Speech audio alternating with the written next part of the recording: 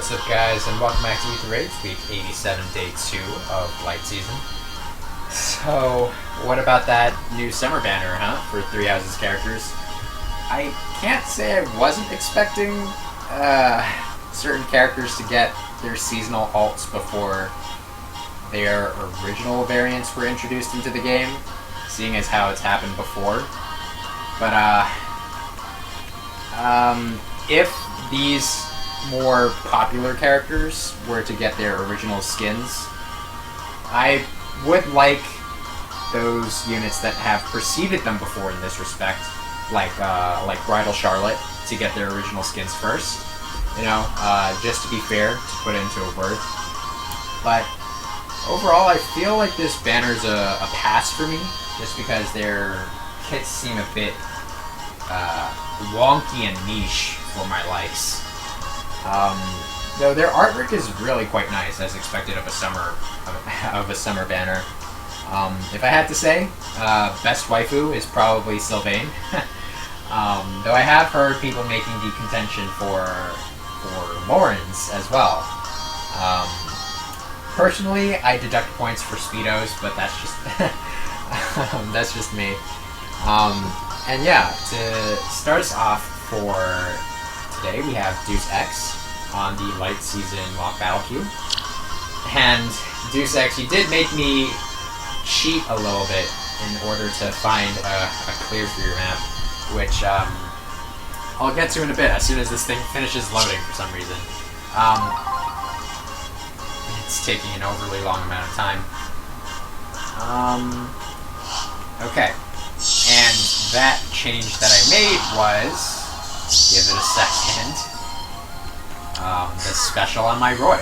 And I usually opt to run Soul on Roy because I don't normally take into account or bank on the fact that he's going to be fighting on maps where he can park on defense tiles. I normally just opt to run Soul to try and keep him healthy above his 50% HP clause for his QR effect. But given that your units, as you can tell, are pretty likely, pretty tanky, I have to run Aether just so that I can pierce through their defenses a little bit and be able to clear them up quickly enough so that I can secure a clear. And we'll go ahead and introduce your team real quick. We've got in the back line, a Peony with Flyer Formation, Close Guard, and Chill Attack, which actually does affect my Roy. So I do have to pay attention to this for my initial setup. And we have a Res Refined Slaying Spear, FE, with Distant Counter, Bullfighter, Armor March, and Panic Boy. Then we've got a Defense Refined Slaying Hammer Surtur with Distant Counter, Bullfighter, Panic Boy, and Hardy Bearing. Then we've got another Peony with a Silver Goblet this time, with Aerobatics and Double Drive Defense. And a Versa with her Perf. So you're probably seeing a pattern here already. She's running Swordbreaker as well. And we've also got a Spell and Shield, Bullfighter, Armor March, Attack Defense Bond, and Defense Refined Cloud Myogi, Winter Cecilia. And then you've also got a max level Panic Manner. So this team is really piling on the mobility and the panic. You've also got your Hardy Bearing bases covered with Surtur and Cecilia. So that takes care of Vantage checks. Primarily, I would say armor effective Vantage checks, because most normal Vantage units probably wouldn't want to utilize that strategy anyway against a team like this. And, well, the most prominent individual I would say that it keeps in check would probably be Bike, just so that he doesn't get his 80% damage reduction off of the second hit. And, yeah, it's, I would consider myself a bit lucky that I have the Resplendent buffs and Summoner support to be able to allow Roy, my tank, to avoid these sources of panics. Granted, this panic matter does actually affect my Roy, but I do have to be careful and avoid this area that the panic matter affects in order to secure clear. And like I mentioned earlier, because you've got a chill attack which affects my Roy, I do have to set this up initially in such a way that my Roy is unaffected by the attack tactic buffs from Peony initially, so that he can deal enough damage to the units when he moves in. So we'll go ahead and set up first, and I'll go ahead and put Roy over here, move Air over, and then move Peony over so that she can provide attack tactic buffs to Roy the following player phase. And initially this would have been much easier to set up if I had this tile open where the panic matter was. And the panic matter is actually important here because it allows me to further debuff your units who get affected by Gentle Dream. And the other main debuff that I'm applying is off of my Brave Eliwood, who runs a Ruse and Defense Feint, which does actually come in really handy here. The Defense Feint especially. And, well, both of them are actually really important. The Ruse, so that your bold fighter skills aren't triggered in one round of combat against my tank, and the Defense Feint so that my Roy can actually deal enough damage to your units.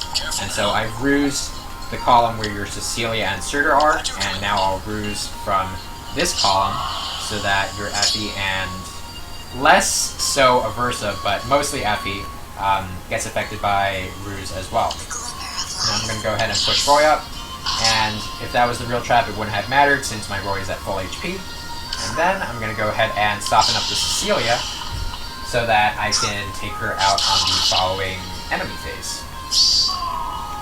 And we'll go ahead and move my bonus unit up, who's female Rodden or Grima. And if I had a ranged bonus unit, I probably would have had to take in a sort of different maneuver to secure the pots. I've done it once, but I don't remember how to really replicate that clear, to be honest, and I'm using Brami on this setup anyway, so I've just decided I'll stick with this for now. And because everybody is so debuffed, I guess Surtur just decided that he wanted to rally instead, and so that left your Peony vulnerable to attacking my Roy and thus suiciding. And because I softened up that Cecilia on the previous player phase, Roy is able to take her out. And then Effie comes along, but because she's also severely debuffed, my Roy doesn't really have to worry about her too much. And then I trigger Aether as well. So Aether is a really big help here in being able to clear this map. And so overall, I would say that this sort of defense setup is really strong in both its mobility and overall tankiness, and offensive presence in both its mobility and bullfighter skills. But if a unit, or if a player has a check to your team, like, it doesn't necessarily have to be armor-effective units, but I would say the most effective checks would be units who are tanky enough and have either Ruse support or null follow-up to be able to comfortably challenge your team on the defense tile. And so, other than that, I would say that your defense team is pretty solid. And so from here, I'm going to go ahead and Ruse the Surtur and get out of Effie's range. And she's displaying the warp movement right now, but the following turn she won't have the ground orders or the orders effect from Gentle Dream just yet. And I'm going to instead distract this Peony with my air, so that Peony will also choose to attack and suicide. Granted, the Bolt Tower did affect the Peony, and so if the Bolt Tower didn't hurt her enough, I'd probably have to put air on the tile in front of my own Peony so that she gets enough cardinal buffs to double, but I digress. So we'll go ahead and take out the Surtur as well.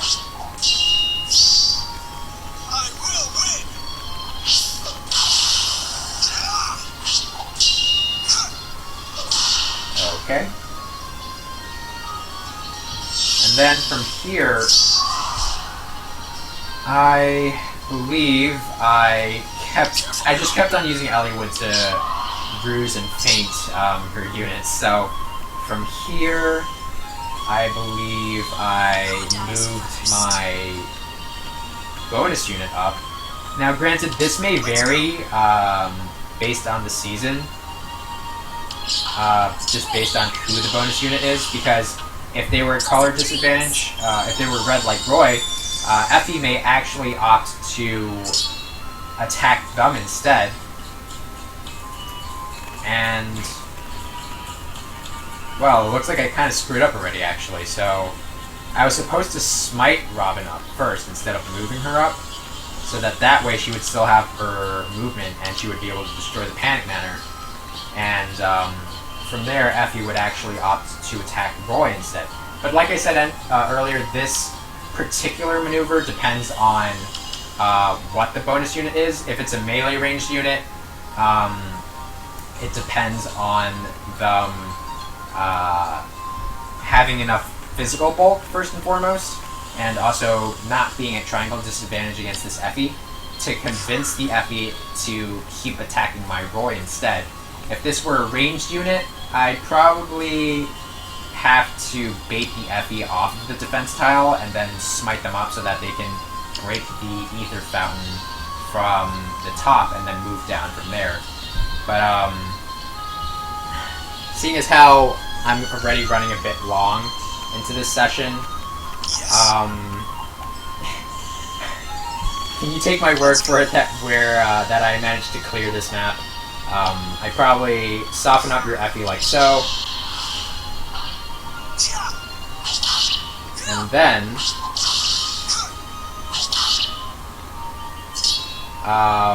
following turns, I'd probably have my Eliwood help out as well. Test that trap. If it isn't the right trap, then Eliwood can engage, and then get Peony to dance, and then follow up like so. And that would be how I would clear your map, 2 secs. Sorry I didn't go through it completely. I kind of got distracted there and remembered how I initially maneuvered, so sorry about that. But yeah, I'm a little tired and forgetful after work, as is expected. So I'm gonna cut here and take a bit of a break and resume when I'm ready to approach the actual match. Alright, and I'm back, and today we're up against a player who goes by the name of Ring or Ring. I'm not exactly sure how to pronounce that, but we'll go ahead and check out their map. And at first glance, they're not particularly high investment. They are using the damn it, what's the name of this map? I use it so I should know, but things just aren't really being processed by my brain right now, unfortunately. I guess one thing I have to say about this is that I've started to see people use this map in greater frequency now, actually. But a pattern is that people usually just dump their structures over here in the area behind the forest. So I don't know. I generally don't really like that. Kind of feels like they're making a garbage dump. But okay. And initially, I thought that I could try and Gale Force this, actually. But after crunching some numbers, this Lewin is too fragile for my units to get 2 hits in on. Ophelia is in a bit of a tough spot to try and initiate on. I could go in with Roy, and because of color disadvantage, Roy would be able to get 2 hits in. But then the problem that's posed is that I wouldn't be able to get Roy into Wings of Mercy range if I allowed Amelia to take on Gudra. And Gunther, unfortunately, doesn't deal enough damage to Amelia to force Amelia to lose 50% or more for HP. So that's why I kind of scrapped that idea and instead decided to try and tank. So, with that in mind, Ophelia does have instant Blazing Light, and Lyn with his reverse Desperation effect and a Quicken Pulse will basically get Glimmer on his second hit. So I kind of just thought I'd probably use my Winter Cecilia and reduce their cooldown real quick. And it may actually be safer to initiate against Ophelia. Probably from this forest tile over here. So I guess that's how I'm going to go about doing it. And I guess one thing I should have pointed out was that this guy had a level 6 catapult. Unfortunately for them, I'm not running any structures on lane 2. And I am running a level 4 catapult, which I'm working on for offense. But his structures are lane 5, so both of our catapults are quite useless here. And my bolt tower is also outside of his unit's range, so I guess this just sort of comes down to our units, really. I don't really want that bolt tower triggering on my Cecilia, so I guess I'll just get rid of that before I make my move. So we really have to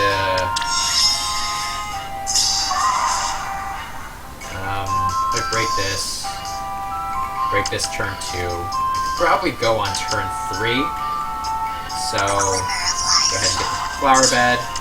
Step on this. So that was a big trap. That's fine. Just making sure that there's no shenanigans here. You have a rally, but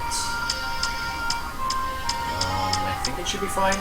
So go ahead and move you guys like that. It's a little early to be trying to snag that Aether because Lyn does cover this tile, so I think I might just wait for a bit, because if all goes as planned, if I snipe the Ophelia from here, or if I at least pulse her down, then everybody but Bramimond should run into Cecilia, and that would just leave him alive while I grab the pots, so who needs assistance? I guess since the Panic Matter affects these two columns, I'll just go ahead and place Seliph over here. So that was the real trap. I was going to have to get rid of it at some point. That's fine.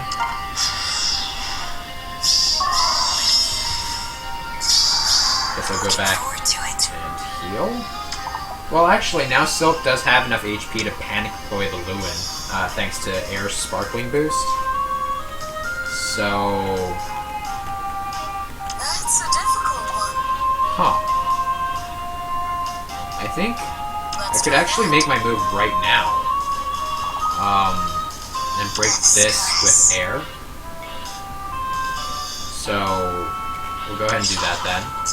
What's your answer? And snipe the Ophelia.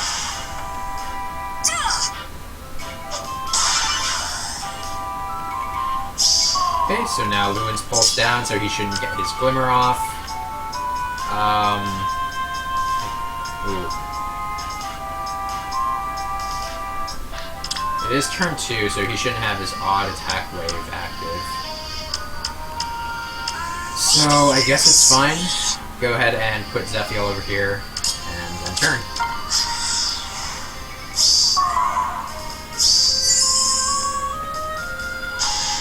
Okay, so here comes the Yoon. I don't know if I mentioned this before, but I kind of like Winter Cecilia's stat spread right now, with 1 air and 1 peony providing speed and res, because Cecilia is at 34 speed without additional buffs, and that lets her sit just below Bramimond's 35 speed threshold, denying him his guaranteed follow-up, so that's why I find her to be pretty helpful on that end. So in a sense, she's also kind of my Bramimond check. Though I feel like in the matches where I've used her against Bramimond thus far, I've usually just sniped him with the help of Bolt Tower, so there wasn't really much, I guess, demonstration there in that regard, but... So, that basically allowed me to safely tank everybody, and from here, Bramimond comes down, and while he can... Actually, he can't, because he moves down here, he can only target this tile, so it's safe for me to get this. And then... Why are you doubling? I'm at 30 speed. Hold on.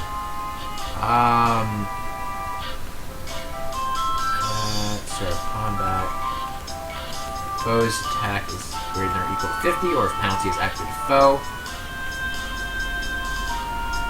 Oh, if penalty is active to foe, right? I have to clear that that debuff first, I suppose. So,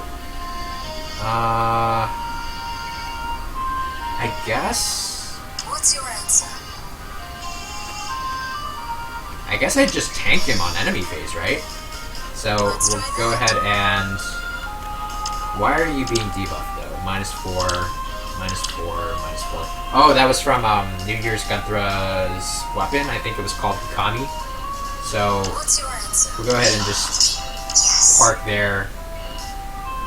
And air can't move right now because of that. So we'll just go ahead and park. Then we'll dance. Then we'll snag Aether. So, I guess I'll just take this chance to sort of demonstrate that without the debuffs, and without having greater than or equal to 35 speed, Bramimond can't follow up on Cecilia. So, yeah, we'll go ahead and demonstrate that right now, I guess. That's a sort of interesting interaction that I kind of recently noticed. That I thought might be interesting to share, so... Yeah, people start building your 34 speed and lower units to counter Bramimond. And there we go. Alright, and so that was it for today's match, and tomorrow I will get around to the mock battle against Monty Mole, I believe, with a tanking strategy this time, so look forward to that. And I'll see you guys tomorrow. Take care.